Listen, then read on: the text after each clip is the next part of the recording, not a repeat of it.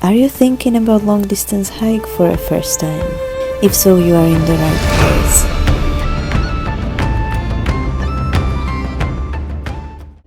This is not a story to tell you practicalities of a long distance hike. Everything practical can be researched, but mental or emotional struggles can never be predicted if doing such adventure for the first time. This is a story to maybe help you start your own life-changing experience as once I've started mine.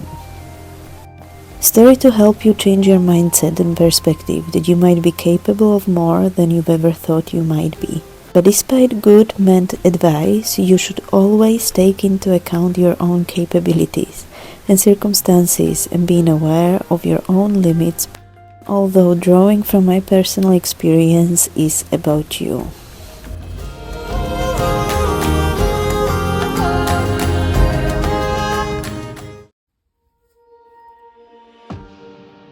I've developed very sore blisters at the end of the first day.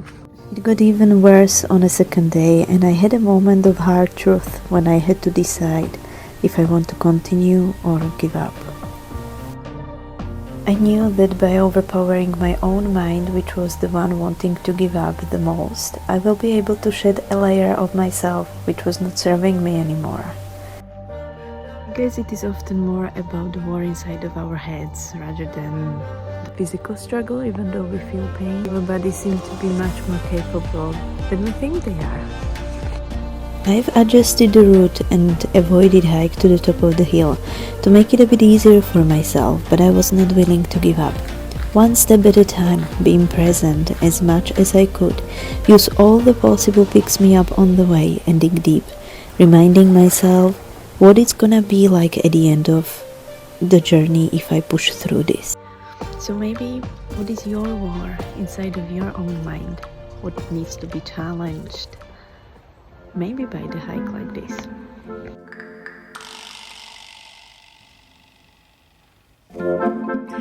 Even though I planned the trip beforehand for quite a while, I made various mistakes. One of them was on the first night. I built the tent other way around because I didn't have a time to try it.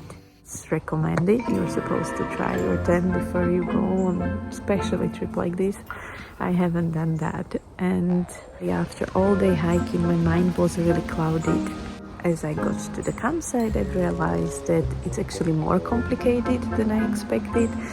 Next day morning I realized it was built the other way around.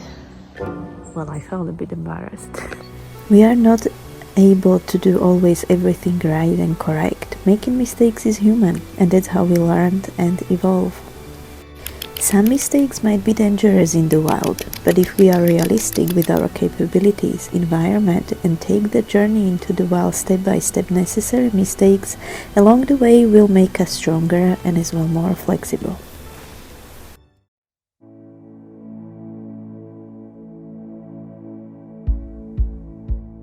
Planning such a difficult hike when we've never done that before, it can be quite difficult because we are not entirely sure what we are capable of.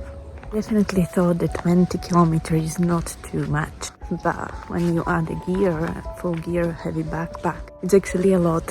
I wanted to see certain places along the way, which I've never got to because just doing the journey itself was enough.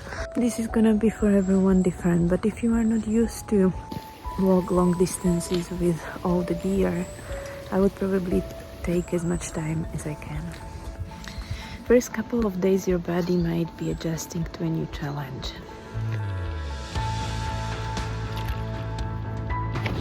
As more you walk, as more you are getting used to, and the journey becomes much more enjoyable in time. If I'd ever do the walk again, I wouldn't book campsites. I think I would aim for 15 kilometers only in a day. I would be more capable to listen to my body. But this is only possible if you are used to wild camping, which I was not.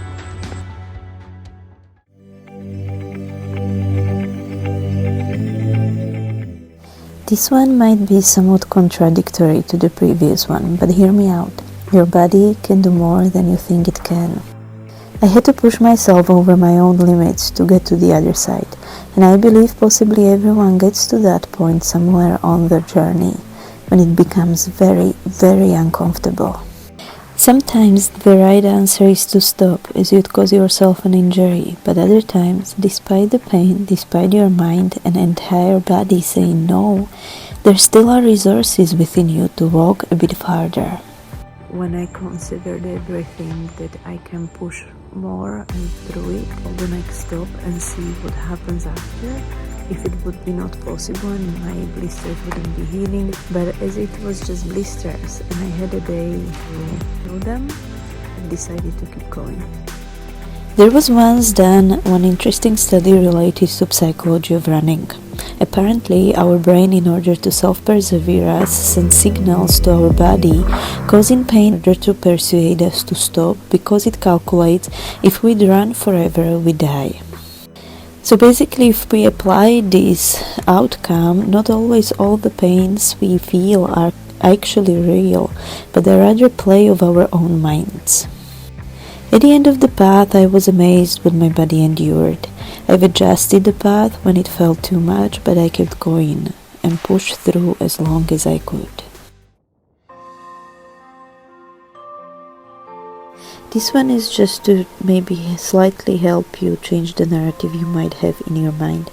It is path to be enjoyed and have fun on. Take it all in whenever you can and listen to your own inner wisdom. We all have it. No matter if you finish or something pushes you to stop, either way, the trying itself can be a life-changing experience, because you're never gonna be the same person again, and you learn something new about yourself. There will be probably times when you will hate it, but when we push ourselves through limits, the accomplishment, the endorphins make us really happy, and we remember the good part.